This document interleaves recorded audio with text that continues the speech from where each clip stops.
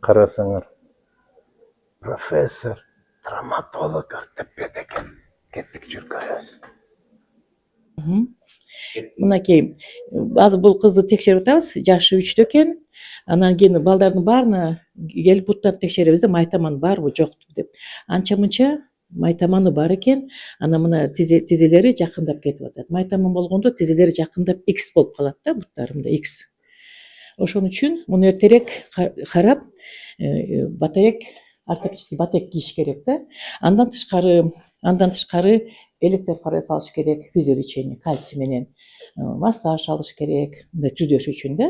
Мынакей биякта көрүнүп турат. Анан биякты эмени карасаңар, биякта дагы билинип турат да. Мына бияктан кичине мындай кылып көтөрүш керек, мындай кылып. Көрүп атасыңарбы?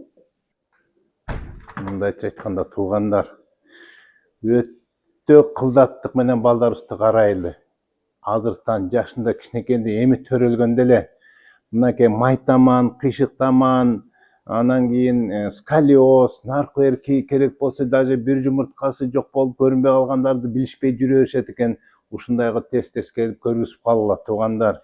Чоңойгондо кыйын болуп калат экен. Бул сөөктө. Ассаламу алейкум.